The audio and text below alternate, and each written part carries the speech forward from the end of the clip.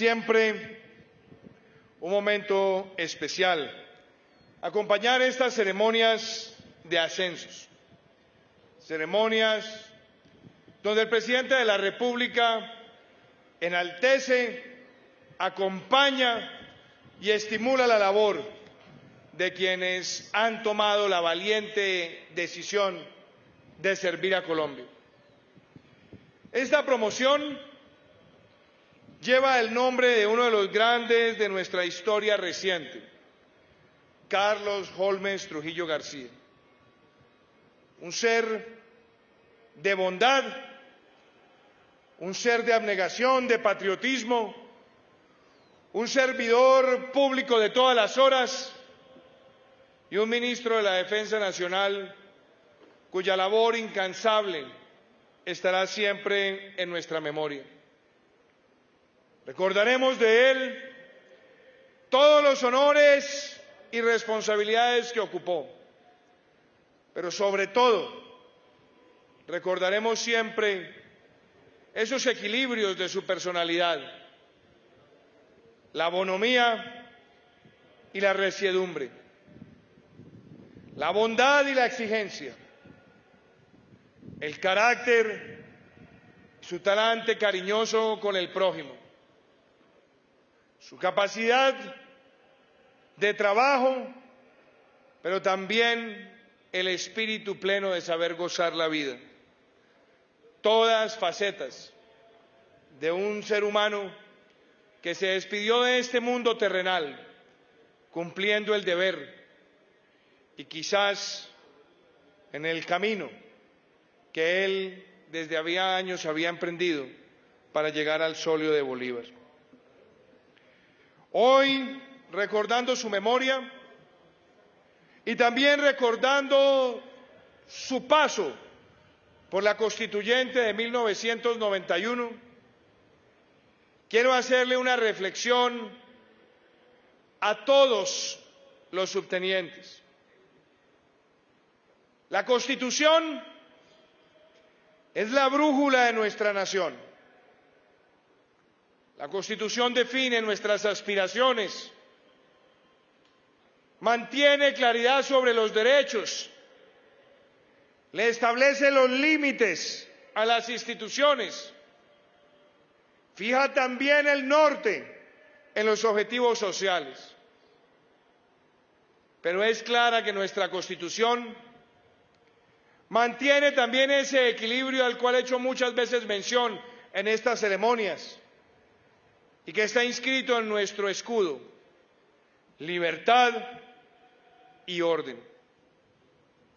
No se pueden ejercer a plenitud las libertades si no hay orden.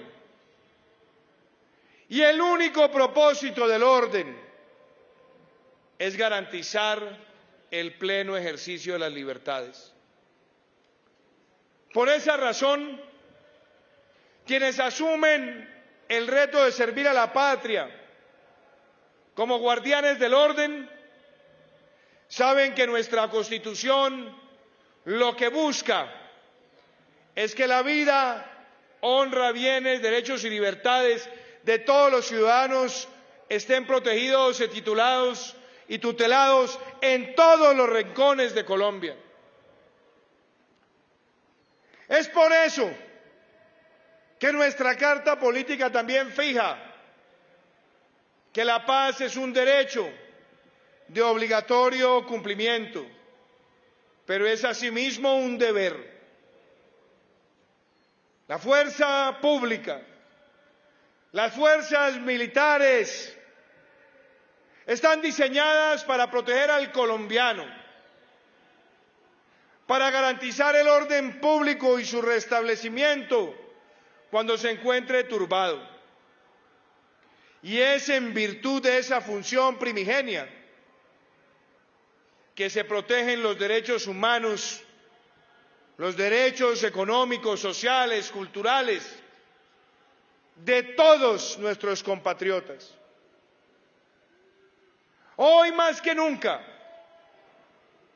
debemos llevar con el abrazo del alma la protección de los derechos.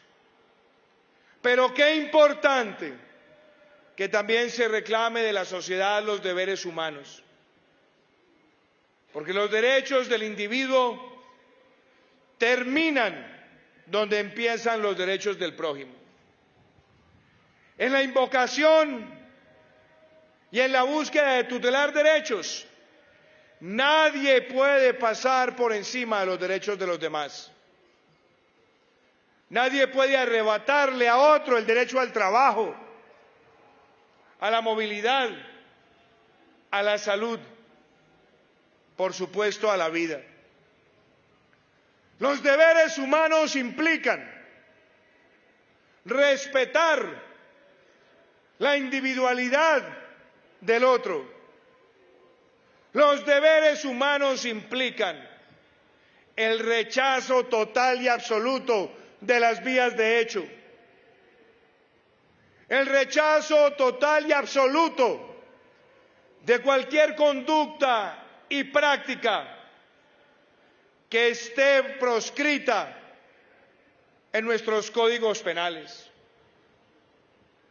Decía uno de los más reconocidos padres filosóficos del derecho penal, que los códigos penales son en sí mismos códigos de convivencia, porque trazan las fronteras que nadie puede cruzar, porque trazan las fronteras a partir de la cual una conducta objetiva, una conducta que sea además planteada con claridad en la norma y en la exégesis de la misma, amerita la sanción, y que no hay márgenes de interpretación frente a esas conductas. Quien las comete debe ser sancionado por ellas. Por eso, cuando hablamos de los deberes humanos implican no transgredir las normas, no transgredir los códigos penales, no transgredir los códigos policiales y, claro, no afectar la convivencia, porque la convivencia empieza a cimentarse de manera preclara, reconociendo los derechos del otro. Y eso me lleva a la reflexión de nuestro país. Este ha sido un país que ha tenido que enfrentar múltiples manifestaciones de violencia, que ha tenido que enfrentar el terrorismo, muchas veces una conducta que ha tratado de ser minimizada por quienes lo cometen, porque han tratado de enarbolar banderas políticas para justificar homicidios, secuestros, ataques, ecocidas y limitaciones a los derechos colectivos. Pero afortunadamente está la objetividad de los códigos de convivencia y de los códigos penales para saber que en esta democracia y en esta patria no existen razones políticas para asesinar, secuestrar, extorsionar o afectar los derechos colectivos. Esta patria ha tenido que enfrentar a ese terrorismo que muchos han tratado de minimizar llamándolo insurgencias o llamándolos revoluciones o llamándolos subversivos. No, los que han cometido esas prácticas, aun cuando hayan gozado del perdón, nunca podrán desprenderse de esas responsabilidades que quedan en el alma de una nación y que seguramente también harán parte de la justicia divina. Esta nación ha tenido que enfrentar la calamidad del narcotráfico, ha tenido que ver cómo los carteles de la droga han pretendido someter la institucionalidad, pero siempre ha salido Colombia adelante. Esta nación ha tenido que superar la violencia fratricida, partidaria, en una buena parte del siglo XX, y ha tenido que enfrentar terribles y oprobiosas guerras civiles en los albores de la República, cuando se querían imponer entre unos y otros las visiones federales o centralistas. Cada uno de esos episodios nos ha dejado lecciones y podemos decir que nuestra nación ha consolidado una democracia que, superando esas dificultades, cada vez se ha hecho más fuerte, más noble, se ha hecho más presente en la valoración del esfuerzo. Hemos tenido que enfrentar el crimen transnacional y hemos tenido que enfrentar también otras circunstancias derivadas de hechos naturales que ameritan el actuar coordinado, meticulosamente coordinado de todas las fuerzas. Es así como, recordando la memoria del ministro Carlos Holmes Trujillo, quien falleció luchando contra este enemigo invisible del COVID-19, que también recordamos cómo él y los altos mandos, bajo instrucciones claras que impartí, hicieron de la cooperación y asistencia militar en momentos de pandemia una circunstancia que se ganó el cariño del pueblo colombiano al ver a su ejército llegar a distintos lugares del territorio con pruebas, con alimentación, con misiones médicas y también posteriormente con vacunas, que vieron a su fuerza pública toda llegar a los territorios y hacer pedagogía para enfrentar esta incertidumbre que ha golpeado al mundo, de ver a sus fuerzas llegar con cariño a esa Colombia profunda para permitir que las asistencias sociales atendieran a los más desvalidos y a los más vulnerables. Es en virtud de ese carácter humanitario, de ese carácter leal con la Constitución y la ley, que hoy también valoramos todos los esfuerzos que desde la fuerza pública se adelantan para proteger al ciudadano frente a cualquier alteración del orden público.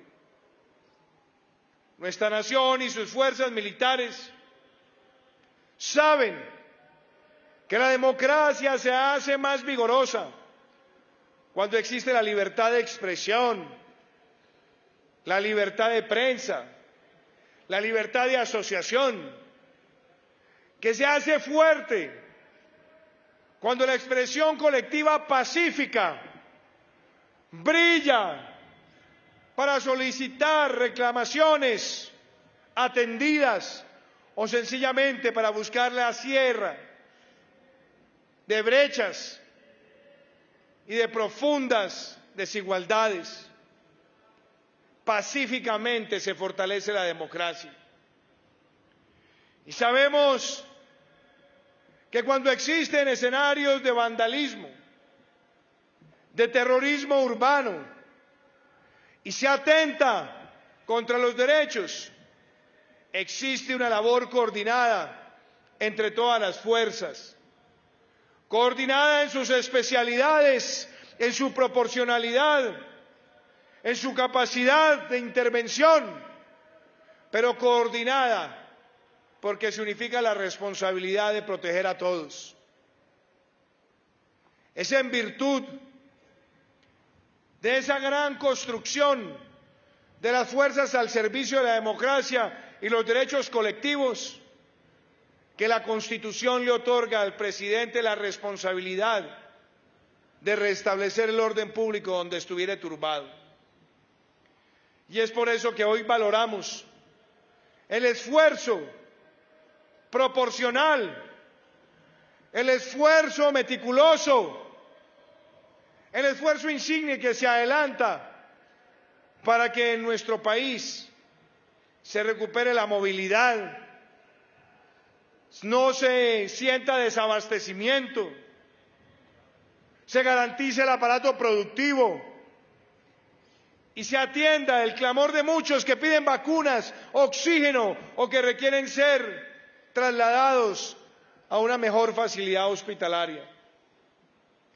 Esa labor que se ha adelantado con sumo profesionalismo interpreta sabiamente el querer de los constituyentes del 91 e interpreta también que la fuerza pública nunca ni agrede ni reprime, sino hace cumplir la Constitución y la ley y le garantiza al ciudadano de bien, al que actúa en paz y en tranquilidad, ese pleno ejercicio de lo que está establecido en nuestra brújula o carta política. Este Ejército Nacional de Colombia, así como protege los derechos y es referente en los deberes, ha avanzado con claridad en la reducción de homicidios, de secuestros y de otras conductas. Le ha asestado golpes estratégicos a la narcotalia, al ELN, al Clan del Golfo, a los caparros que han dejado de existir en esa colaboración con todas las fuerzas y con el trabajo de la Policía Nacional.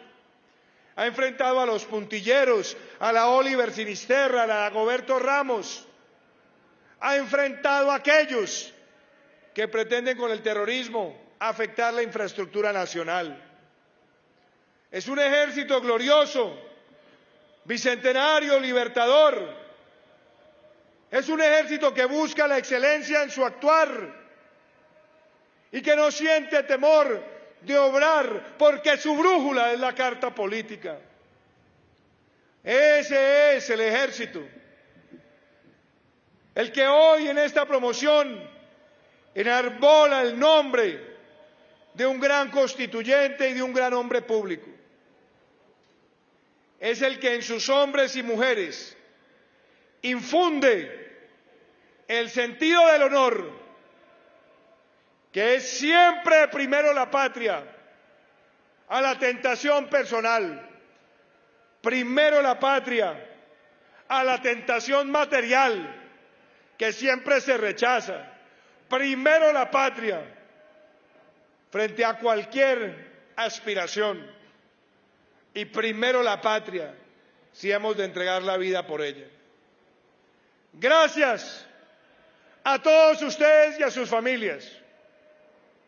Gracias por encarnar el honor de un país que proyecta en el tiempo a esta querida institución. Gracias porque en ustedes está el deber, en ustedes está la defensa del derecho, patria, honor, lealtad, fe en la causa. ¡Ajúa!